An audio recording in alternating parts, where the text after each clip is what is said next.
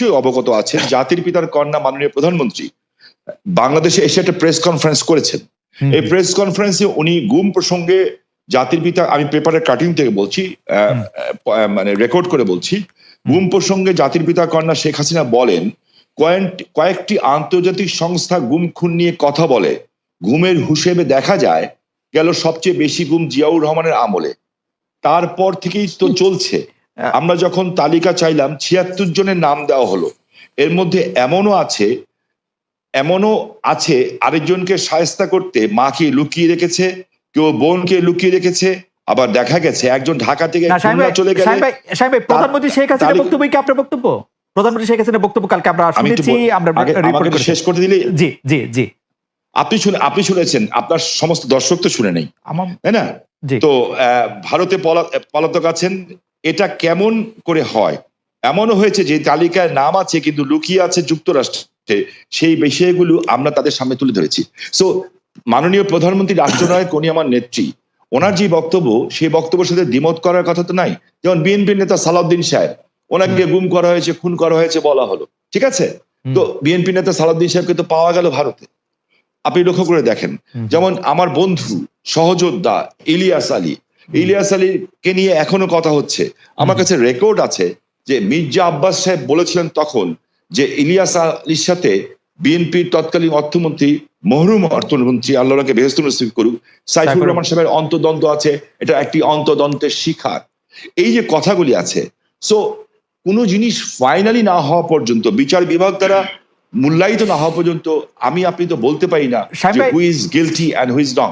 শামীম ভাই, আমি আপনাকে একটু, আপনি কি বলেন খুনের কথা, জি বলেন। জি, আপনি নজরুল ইসলাম সহ নারায়ণগঞ্জের র্যাবের ক্ষেত্রে আপনি স্পষ্ট বলেছিলেন যে র্যাব এরকম অনেক কাজ করছে, নারায়ণগঞ্জে করছে। জি, সেটি আপনি একটু যদি বলেন যে আপনি এখনো এরকম মনে করেন। আমি বলতে চাচ্ছি, দেখেন, যখন নারায়ণগঞ্জে 7 মার্ডার হলো, আমি কিন্তু উইদিন 45 মিনিটসের মধ্যে, 45 মিনিটের মধ্যে দেশের সর্বোচ্চ জায়গায় আমি এই খবরটা পৌঁছেই দেই, কারণ আমার কাছে খবর এসেছিল যে এই ঘটনা র্যাব দ্বারা সংগঠিত হয়েছে, র্যাবের কিছু মানুষ দ্বারা সংগঠিত হয়েছে, এই মেজর আরিফ সহ এরকম যারা আছে, হ্যাঁ। এবং আমি বিষয়টাকে আগের থেকে আজ করছিলাম যে এরকম কিছু একটা ঘটনা ঘটতে পারে, বিকজ তারা ডিস্ট্র্যাক্ট হয়ে গেছিল, যেহেতু আমি এলাকার মানুষ, আমাকে সবকিছু খবর রাখতে হয়, এবং আমি স্বরাষ্ট্রমন্ত্রী মহোদয়কেও জানিয়েছিলাম বিষয়টা যে something is going on, but এত বড় দুর্ঘটনা হবে এটা আমি বুঝতে পারিনি।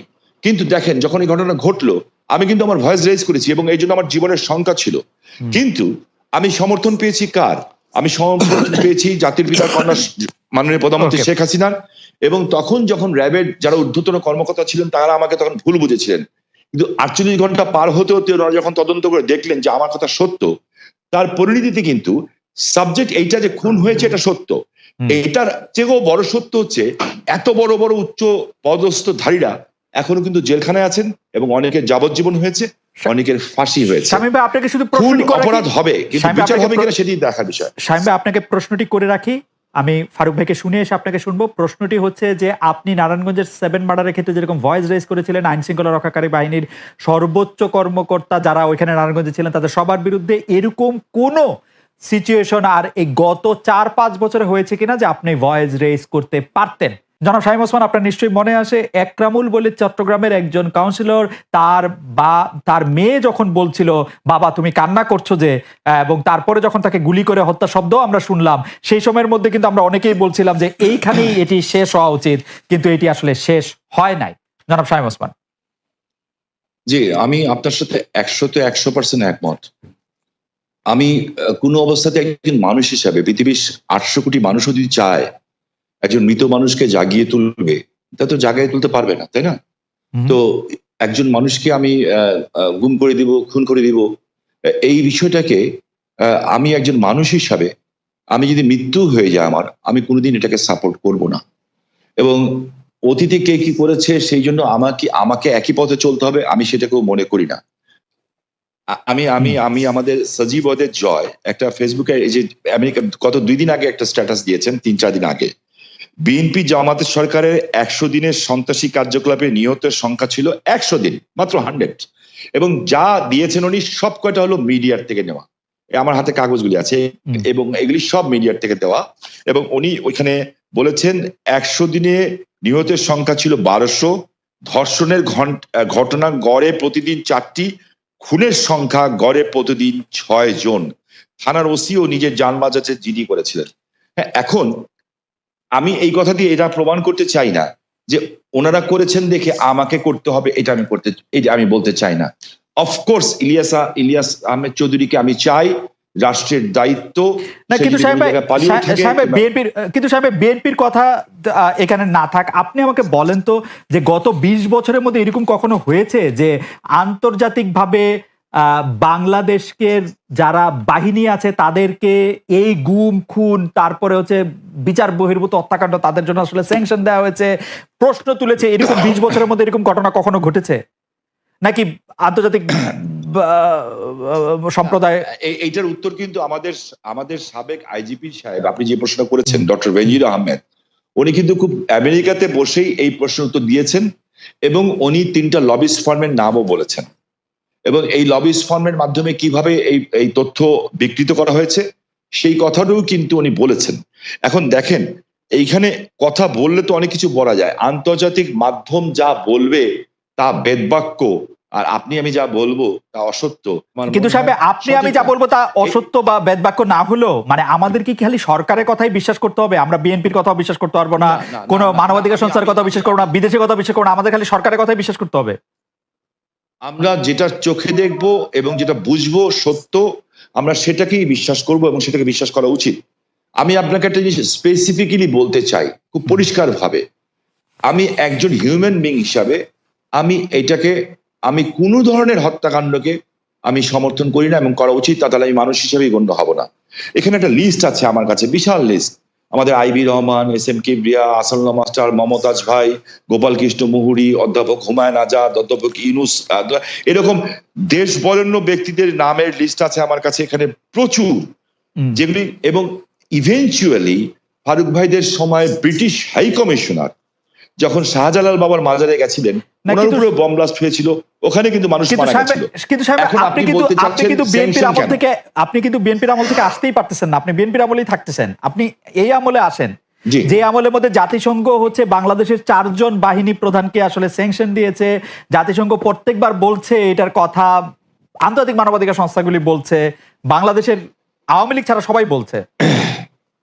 ওকে, এখন যখন ব্যাপারটা এরকম দাঁড়ায় যে অনেক ক্ষেত্রে আপনি শুনেন যে সরকারের পক্ষ থেকে বিএনপির অনেক সমালোচনা করা হয় এবং কেউ কেউ এরকম বলতে চেষ্টা করেন যে বিএনপি কোনো ক্ষেত্রে আওয়ামী লীগের সাথে মিলেও আসলে এই সরকারকে একটু চাপে রাখতে চায়, সেই ব্যাপারটাকে তাহলে আপনি আসলে কিভাবে দেখেন? কারণ আপনি দেখুন, আমি খুব খুশি হতাম আপনি যদি মোর পলিটিক্যাল সাইড গুলোতে যেতেন। জি, আপনি এমন কতগুলো ব্যাপার নিয়ে আসছেন যে বিষয়গুলো কিন্তু আপনার আমি মনে করি যে এই মুহূর্তে এই দেশের জন্য এই বিষয়গুলো খুব একটা ইম্পর্টেন্ট না, বরঞ্চ ক্ষতিকর। ওকে, আমি খুব কিছু ক্যাটেগরিক্যালি বলতে চাই আপনাকে যে এখন আমাদের সামনে যে বিষয়টা সবচেয়ে বড় প্রয়োজন সেটা হচ্ছে যে একদম পিসফুল ট্রানজিশন টু ডেমোক্রেসি। এটা হচ্ছে সবচেয়ে বড় প্রয়োজন। তার জন্য যে সংস্কারগুলো করা দরকার সেই সংস্কার করার জন্য সময়টুকু নেওয়া, আমরা ওই দিকে যেতে পারলে আমরা মনে করি যে জাতির যে চ্যালেঞ্জ মোকাবেলা করছে সেটাকে বহুলাংশে সম্ভব হবে নেওয়া, একই সঙ্গে আমরা সামনের দিকে এগিয়ে যেতে পারবো। তাহলে কি আপনি সংস্কার নিয়ে একটু কথা বলবেন? কিন্তু আমি আসলে সংস্কার নিয়ে যখন কথা বলতে চাই তখন তো আসলে একটা টাইমলাইন আমার জানতে হবে যে আসলে আপনার সংস্কার আপনার জানতে হবে, কিন্তু আমি তো দিতে নাও পারি। জি জি জি জি, সেটি আপনার জানাটা তো আমার কাছে খুব বেশি ইম্পর্টেন্ট না। ওকে, তাইলে আপনার কাছে ইম্পর্টেন্ট এখন হচ্ছে যে মানে কোনটা, যে এই সরকার? আমার কাছে আমি খুব পরিষ্কার করে বলেছি, আমি মনে হয় যে আমি কোনো অস্পষ্ট নেই। আমি বলেছি যে এই সরকার যে সংস্কারের কাজে হাত দিয়েছে সেই সংস্কারগুলো তারা দ্রুত শেষ করবে এবং সেটা স্পষ্ট করে বলাও আছে আমাদের যে একটা সুষ্ঠু অবাধ নির্বাচনের জন্য যেটুকু প্রয়োজন সেটুকু করেই তা যাবে, এটা আমাদের বক্তব্য। কিন্তু তাদের মূল যে 6টা কমিশন তারা করেছে সেই 6টা যত দ্রুত করতে পারে আমরা মনে করি সেটা দ্রুতই করে নিয়ে যাওয়া সম্ভব। এটা কোনো ব্যারিয়ার না, নো ব্যারিয়ার। ওকে, আপনি কি মনে করেন যে নির্বাচন সুষ্ঠু করার জন্য সংবিধানে উপপ্রধানপতি, উপরাষ্ট্রপতি, দুইবারের বেশি প্রধানমন্ত্রী না হওয়া, সংসদ উচ্চকক্ষ এগুলি খুব গুরুত্বপূর্ণ? মানে এগুলি না আপনি জিনিসটার ব্যাখ্যাটা বোধহয় এমন মনে হয় যে আপনি আপনার মতো করে দিচ্ছেন। ব্যাখ্যা দিচ্ছি। আমরা যেটা সবাই আমরা যেটা লক্ষ্য করেছি সেটা আমরা দেখেছি যে আপনার বাংলাদেশের যে রাষ্ট্র কাঠামো যেটা বারবার পরিবর্তন হয়েছে ৭২ সাল থেকে আপনার কিছুদিন আগে পর্যন্ত শেখ হাসিনা সেটাকে আপনার তছনছ করে দিয়েছে। এটাকে একটা স্ট্রাকচার আনা দরকার। আগেরটাই যে থাকবে তার তো মানে নেই। আমরা মনে করেছি এই কাজগুলো হলে এটা আরো সুন্দর হয়, যে কারণে আমরা আমাদের মতো করে আমরা ৩১ দফা দিয়েছিলাম। সেই ৩১ দফার প্রেক্ষিতে আমরা এই বিষয়গুলোতে আমরা এসেছি। আমরা রাষ্ট্রপতি, প্রধানমন্ত্রীর যে আপনার ক্ষমতার ভারসাম্য সেটাকে রক্ষা করতে চেয়েছি, এবং একই সঙ্গে আমরা মনে করেছি যে উপরাষ্ট্রপতি হলে সেখানে আরেকটা ব্যালেন্স তৈরি হয়। আমরা মনে করেছি যে আপনার উপপ্রধানমন্ত্রী হলে সে আরেকটা ব্যালেন্স তৈরি হয়, একটা মন্ত্রীদের মধ্যে প্রধানমন্ত্রীদের মধ্যেও ক্ষমতার ভারসাম্য সৃষ্টি হয়। Democracy and parliament form of democracy, এটা তো আপনার কারো কাছে সুনির্দিষ্ট একক ব্যক্তির হাতে ক্ষমতা থাকে না, right? Parliamentary form of democracy বেশি করে সেই জিনিসটাই আমরা করার চেষ্টা করেছি। আপনি আসলে এটি আমাদের স্বীকার করতেই হবে যে আপনি বরাবরই এই ব্যাপারে কনসিস্টেন্ট। আপনি সারা এই ব্যাপারটি এমন কি অগস্টে শেখ হাসিনা পালিয়ে যাওয়ার পর সেই অগাস্ট থেকে আপনি বলে আসছেন যে আওয়ামী লীগকে বাদ রেখে নিষিদ্ধ করে নির্বাচন, গণতন্ত্র ঠিকঠাক চর্চা হবে না। আমি প্যারাফ্রেজ করছি, correct me if I am wrong.